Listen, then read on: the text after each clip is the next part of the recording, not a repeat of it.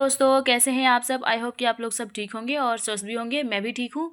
तो आज हम पढ़ने वाले हैं संसाधन भूगोल यानी कि रिसोर्स ज्योग्राफी के अंतर्गत संसाधनों का वर्गीकरण। देखिए, इससे पहले जो है हमारे चैनल पे आपको वीडियोस मिल जाएंगी। संसाधन क्या है, संसाधन का अर्थ क्या है, परिभाषा क्या है और कौन कौन से विद्वानों ने अपने क्या क्या मत दिए हैं, और आपको संसाधन का इतिहास भी मिल जाएगा, विषय क्षेत्र कितना है, ये सब आपको हमारे चैनल पे वीडियो मिल जाएगा। वरना इस वीडियो के डिस्क्रिप्शन में आपको लिंक मिल जाएगा, आप वहाँ से जाके सभी वीडियोस को देख सकते हैं। तो चलिए हम स्टार्ट करते हैं। देखिए, इसको पहले पढ़ने से पहले उससे पहले हम इसका थोड़ा सा स्ट्रक्चर पढ़ लेते हैं, क्योंकि ये ना थोड़ा अटपटा सा हो जाएगा, झोल जैसा हो जाएगा। तो चलिए, इससे पहले मैं थोड़ा सा लंबा होने वाला है वीडियो, तो थोड़ा मैं आपको समझा देती हूँ कि क्या क्या पढ़ने वाले हैं इसमें।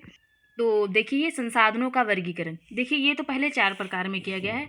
प्रयोग की दृष्टि से, वितरण की दृष्टि से, पुनः पूर्ति की दृष्टि से, स्वामित्व की दृष्टि से। देखिए, ये सब तो हम पढ़ेंगे ही पढ़ेंगे। तो प्रयोग की दृष्टि में हम 4 पढ़ने वाले हैं। अप्रयुक्त संसाधन, अप्रयोजनीय संसाधन, विभव या संभाव्य संसाधन और गुप्त संसाधन पढ़ने वाले हैं। किसमें? प्रयोग की दृष्टि से इसमें पढ़ेंगे। वितरण की दृष्टि से इसमें पढ़ेंगे हम स्वरगत या स्वर सुलभ संसाधन, सामान्य सुलभ संसाधन, विरल संसाधन, एकल संसाधन। थर्ड देखिए है पुनः पूर्ति की दृष्टि से, पुनः पूर्ति योग्य संसाधन, पुनः आपूर्ति वाले संसाधन, बारंबार प्रयोग होने वाले संसाधन, सनातन प्राकृतिक संसाधन। अब देखिए, स्वामित्व की दृष्टि से इसमें हम पढ़ेंगे 3 टाइप्स पढ़ने वाले हैं। व्यक्तिगत संसाधन, राष्ट्रीय संसाधन और विश्व संसाधन। देखिए, अब घबराइए मत, सबकी मैंने सब जो है संक्षेप में लिख रखा है और सरल से सरल भाषा में लिख रखा है, आपको समझ में ज़रूर आएगा।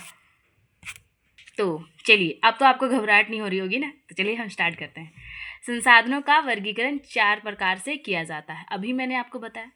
तो देखिए, पहला क्या है? प्रयोग की दृष्टि से, उसमें हम पढ़ेंगे अप्रयुक्त संसाधन। तो चलिए देखते हैं इसमें क्या है।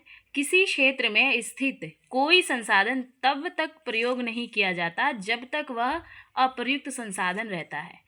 उदाहरण स्वरूप, उत्तरी अमेरिका में जब पश्चिम यूरोपीय देशों के लोग जाकर बसे थे, उनके पूर्व हजारों वर्षों तक संयुक्त राज्य अमेरिका के कोयला भंडार था अप्रयुक्त रहे थे, क्योंकि उत्तरी अमेरिका के आदिवासियों को उस कोयले के स्थिति और प्रयोग का कोई ज्ञान नहीं था।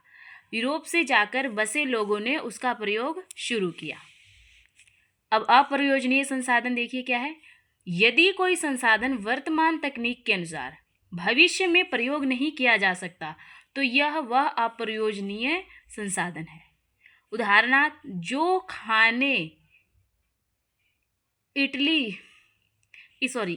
ज़्यादा गहराई तक खोदी जा चुकी हैं कि अब वर्तमान तकनीक के द्वारा उनमें खनिज प्राप्ति नहीं हो सकती है, तो वे गहरी खाने अप्रयोजनीय संसाधन हैं।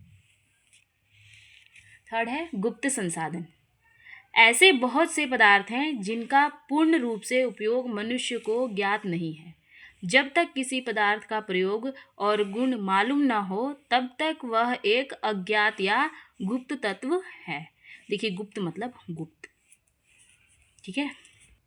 विभव या संभाव्य संसाधन, जो इसमें फोर्थ है, किसी प्रदेश या क्षेत्र के वे पदार्थ जो संभवतः निकट भविष्य में प्रयोग में लाए जा सकते हैं, संभाव्य साधन कहलाते हैं। एग्जाम्पल के तौर पे क्या है? भारत की नदियों में जो जल बहता है, उसका पूर्ण उपयोग जल विद्युत के लिए नहीं किया जा रहा है। इसका मतलब कि जब नहीं हो रहा है, तो जब जरूरत पड़ेगी तो भविष्य में भी किया जा सकता है। तो वितरण की दृष्टि से, सेकंड पॉइंट है हमारा वितरण की दृष्टि से। इसमें भी 4 पॉइंट बताए मैंने। तो वितरण की दृष्टि से संसाधन निम्नलिखित 4 प्रकार के होते हैं। स्वरगत या स्वर सुलभ संसाधन, जैसे वायुमंडल में नाइट्रोजन, ऑक्सीजन गैसें आदि।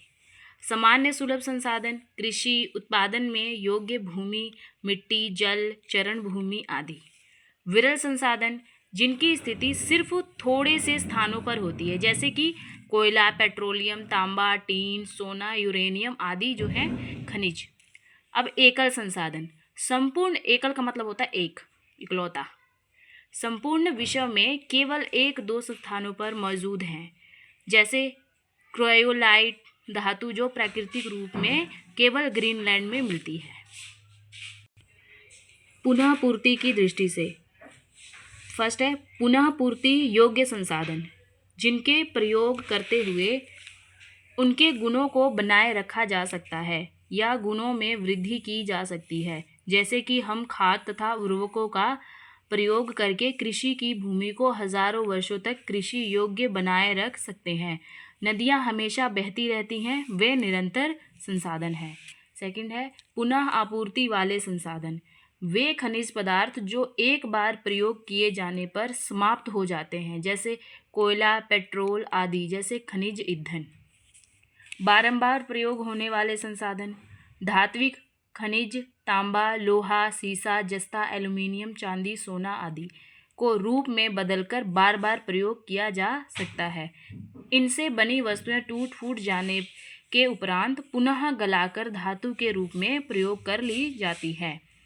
सनातन प्राकृतिक संसाधन, सनातन सौर शक्ति, महासागर और विस्तृत भूभाग की जलवायु ऐसे प्राकृतिक संसाधन हैं जिनको मनुष्य प्रयोग तो कर लेता है परंतु उनको विनष्ट नहीं कर सकता। नदियाँ भी सनातन प्राकृतिक संसाधन हैं परंतु मानव इनको कारखाने, नगरों आदि के कूड़े कचरे से गंदा करता रहता है। स्वामित्व की दृष्टि से, फोर्थ पॉइंट है हमारा स्वामित्व की दृष्टि से। तो स्वामित्व की दृष्टि से संसाधन निम्नलिखित 3 प्रकार के होते हैं। व्यक्तिगत संसाधन, किसी व्यक्ति या परिवार की संपत्ति, भूमि, भवन, नकद धनराशि, बैंक धनराशि आदि। इनके अतिरिक्त सुगठित शरीर, सुंदर स्वास्थ्य, मानसिक अवस्था, दक्षता, उत्तम चरित्र आदि संसाधन हैं। राष्ट्रीय संसाधन, किसी प्रदेश या राष्ट्र के समस्त नागरिकों के व्यक्तिगत संसाधनों का प्रयोग और उस राष्ट्र की सार्वजनिक संपत्ति, उत्तम सरकार, सैन्य शक्ति, अंतर्राष्ट्रीय व्यापार तथा संबंध, नागरिकों के उत्तम चरित्र और देशभक्ति के राष्ट्रीय संसाधन हैं। विश्व संसाधन, संपूर्ण विश्व संसार की भौतिक और अभौतिक वस्तुएं मानव मात्र की समृद्धि और कल्याण के लिए उपयोगी होती है। इसमें विश्व के सभी राष्ट्रों के संसाधन होते हैं। तो वीडियो आज तक के लिए इतना ही। वीडियो कैसी लगी कमेंट बॉक्स में ज़रूर बताएं। मिलते हैं नेक्स्ट वीडियो में, तब तक के लिए बाय बाय।